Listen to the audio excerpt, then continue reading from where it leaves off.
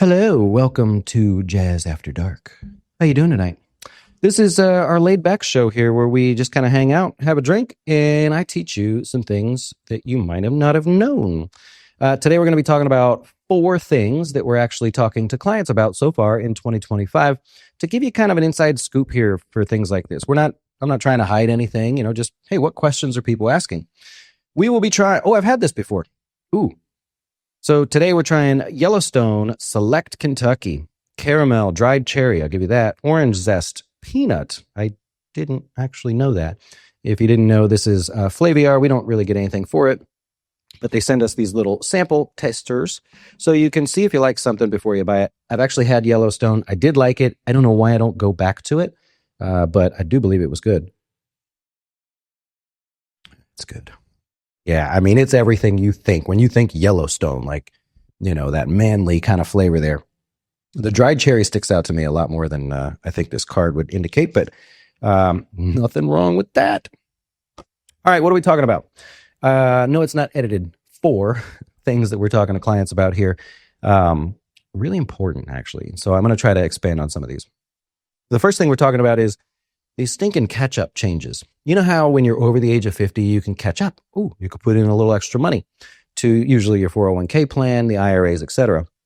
Well, if you're over the age of 50, you can now put in $7,500 more into your workplace plan. Okay, we're going to come back to that. I'm not just saying go out and put $7,500 more. Who's got that extra money to just put away just because you can? What's the idea of catch up? So we'll come back to that. The changes here are, if you're between the ages of 60 and 63, and in fact, it has to be 60, 61, 62, or 63, you can do $11,250 more. That's interesting. Now, on the surface, you think, okay, great. I can put more money in there. Is there something we can do about that?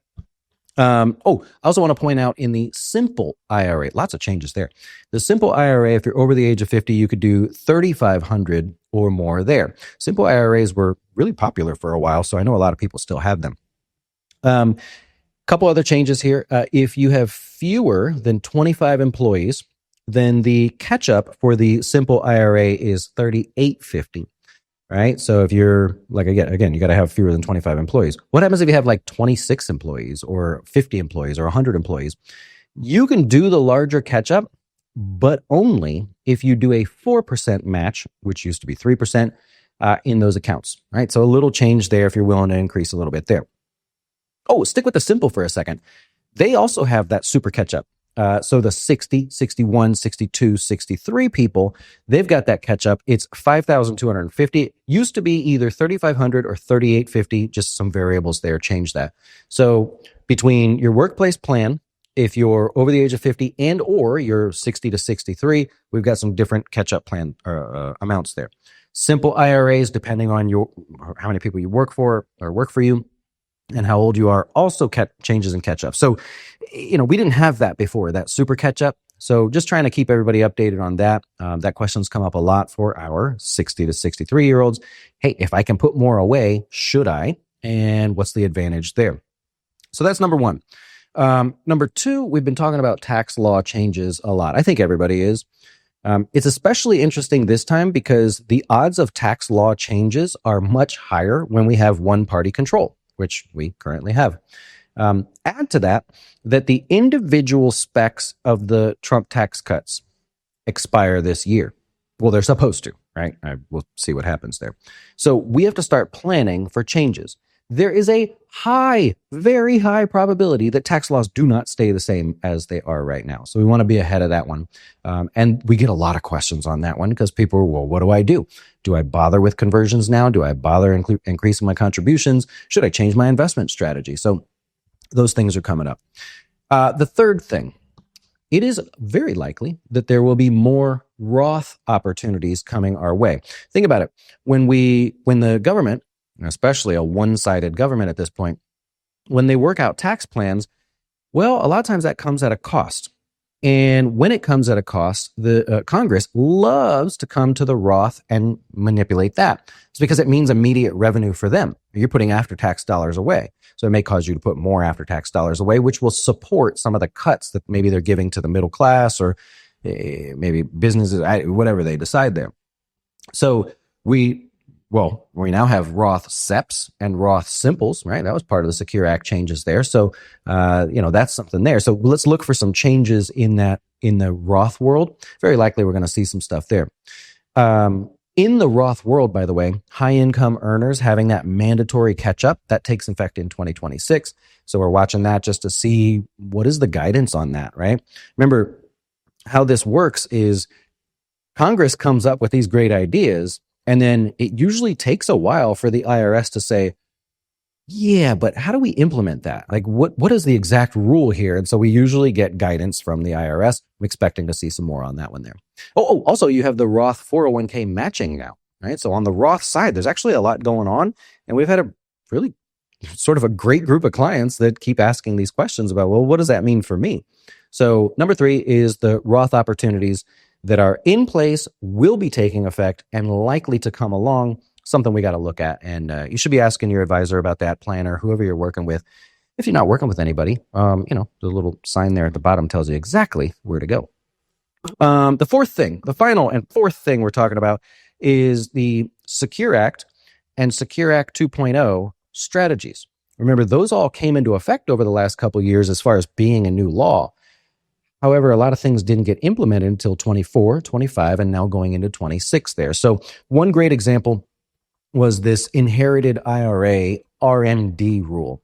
We went from having the stretch the stretch rule, right, where you could stretch out your payments over the course of your lifetime, in most cases, to now that's gone. Now you have to do it within 10 years. Well, there was a big debate between Congress and the IRS. Well, how do you want us to do this? If they have 10 years to deplete that account, does that mean that they have to deplete 1/10 every year? Or can they wait till year 10 and then just take it all out? What's the rule? Well, the IRS has come clean on that, and they said, hey, now we want and actually they messed it up for a while. They had one example on their website, and then they had a graph that showed a different example. So it was a big debate, like in the advisor world. What do we tell our clients? What's the rule? So now it's clear. Something like that from the Secure Act is, hey, if you inherit an IRA, which we're going to do a video on that, like how do you answer questions? It's got a great flow chart and everything that we'll show, so stay tuned for that. But we now know that you have to take a minimum distribution every single year and have it depleted by the 10th year. So there's a required minimum distribution there. Spousal inherited IRAs as well.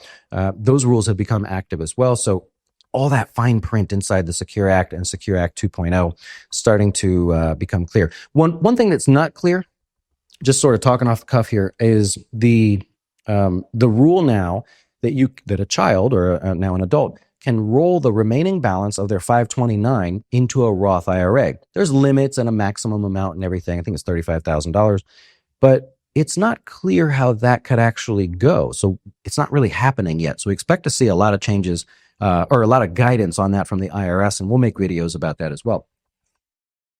Yellowstone. I feel like a man, don't you? Anyways, why are we talking about all this? Because this brings the whole plan back into question. And this is why we as a company don't just say, give us a bunch of money and your information, and we'll do some big financial plan for you, send you on your way, and never talk to you again. When you work with Jazz, we do your investing for you, but we also do the planning along the way, because we can't do that one time. You see it. It's going to happen this year. It always changes. And by that fact, your life changes. You have family members that are welcomed into your life, whether it's your kids getting married or you have another kid or you got divorced. There could be all kinds of things that change in your life. And so planning for us is a constant. It also means all those things that we just talked about. It also means that the withdrawal strategy is more important than ever. How you take money out of the various accounts, right? And that leads me back to the last thing here we said we'd come back to. The catch-up. Remember the first thing we talked about? That catch-up, the super catch-up, I guess we'll call it. Why would we do that? Well, it's not just about putting more money away. I really don't like that as an answer. I watch all the other advisors on YouTube and they're like, well, save more, max out your IRA and stuff. Yeah, great. Okay.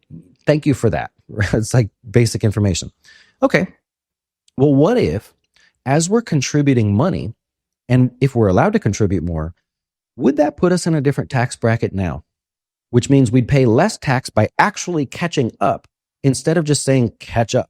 And if that's the answer, then how much is it?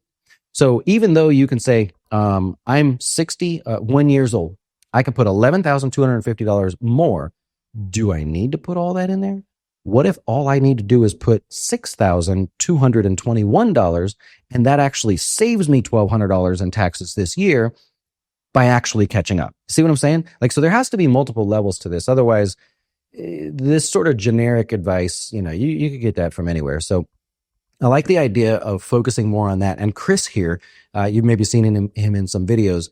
He is our resident tax planning nerd. Like, he doesn't miss a freaking penny, and he eats this stuff up. So if by chance you learned something here tonight, you want to work with Jazz, roll over your accounts, start new accounts, whatever it is, we'd love to work with you. And it's highly likely that Chris will be tearing your financial life apart and making you much, much more efficient. jazzwealth.com if you'd like to schedule a call or work with us. And we don't have any gotchas or whatever, no contracts or anything like that. Just cool people that love money. All right. Enjoy the rest of your day or evening, and thanks for hanging with me. Yellowstone gets a thumbs up from me. But again, I've had it before. We'll try something different next time. Adios.